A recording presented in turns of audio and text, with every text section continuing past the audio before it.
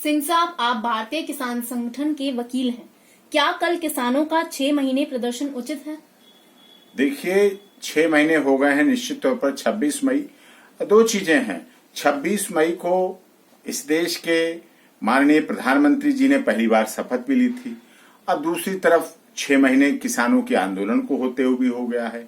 जो किसान संगठन विरोध कर रहे हैं, विरोध तो करने का लोकतांत्रिक अधिकार सभी को है, और माननीय सर्वोच्च न्यायालय ने भी कहा था कि लोकतांत्रिक तरीके से विरोध कर सकते हैं, और विरोध नहीं करेंगे, अगर विरोध खत्म कर दिया जाएगा तो जैसे सूरज आता है उस तरह से बीमारियों को दूर करता विरोध उस तरह से होता है। और जिस तरह से प्रेशर कुकर में सेफ्टी बॉल्व अगर नहीं हो, सेफ्टी बॉल्व हटा दिया जाए तो कुकर फट जाएगा, प्रेशर कुकर फट जाएगा। इसलिए विरोध करना लोकतांत्रिक तरीके में ठीक है। काले झंडे लगाएं, उन्हें लगता है कृषि कानून उनके खिलाफ है, गलत है, सरकार उनकी बात नहीं मान रही है, तो काले झंडे घर पर लगाएं, अपने रिबन लगाएं, अपने बाह पे लगाएं, अपने वाहन पे लगाएं। लेकिन कोरोना काल में, कोरोना के समय लोगों का इकट्ठा होना वो उचित किसी तरह से भी नहीं है। आपने किसान संगठनों की तरफ से कानूनों के खिलाफ सुप्रीम कोर्ट में स्टे दिलाया, फिर भी प्रदर्शन क्यों? देखिए, बिल्कुल आपकी बात सही है। भारतीय किसान यूनियन के विभिन्न संगठनों की तरफ से हमने हरियाणा, उत्तर प्रदेश, राजस्थान, विभिन्न संगठनों की तरफ से, और माननीय सर्वोच्च न्यायालय में पहली बार ऐसा हुआ कि कोई किसान संगठन माननीय सर्वोच्च न्यायालय के दरवाजे पे पहुंचे, और माननीय सर्वोच्च न्यायालय ने भी किसानों का पूरा सम्मान करते हुए इन कानूनों पर स्टे दिया, रोक लगाई। और भारत सरकार के लिए सबसे बड़ी बात थी कि कृषि कानूनों पर रोक लगी माननीय सर्वोच्च न्यायालय के द्वारा, और सरकार मान भी रही है उस रोक को, कहीं लागू नहीं हो पा रहा, नहीं हो भी रहा, नहीं रहा।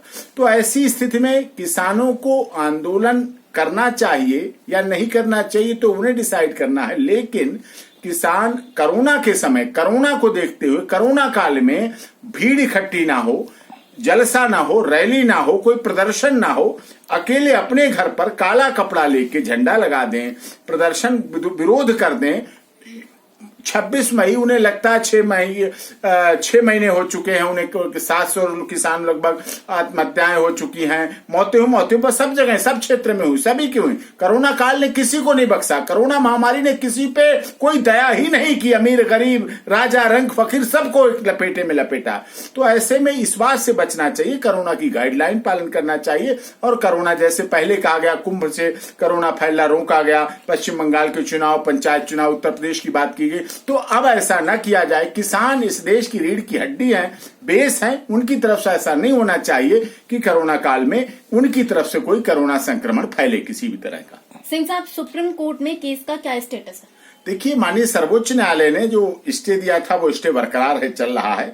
एक कमेटी गठित की, वो कमेटी डिस्प्यूटेड हो गई थी, शुरू में ही कमेटी डिस्प्यूटेड हो गई थी, लेकिन फिर भी उस कमेटी के आधार पर कमेटी ने अपनी रिपोर्ट जाहिर की है। उसके बाद अभी केस लगा नहीं है, केस सुनवाई पे लगेगा, कोर्ट सुनेगी। पहले तो ऑनरेबल जो प्रेडेसेसर चीफ जस्टिस ऑफ इंडिया थे वो सुनवाई कर रहे थे, अब दूसरे chief justice of India honourable आए हुए हैं, अब वो सुनेंगे। कौन सुनेगा, क्या सुनेगा, तो वक्त बताएगा, समय बताएगा क्या होता है। लेकिन अभी एज ए स्टेटस जो है वो बना हुआ है, स्टे बना हुआ है, स्टे रुका हुआ है, और उसमें कहीं कोई भी किसी सरकार, कोई केंद्र की सरकार, राज्य सरकार, कोई किसी पार्टी, किसी दल की, किसी की सरकार हो और कैसी भी हो, वो किसी तरह से उसको लागू नहीं करने की स्थिति में है।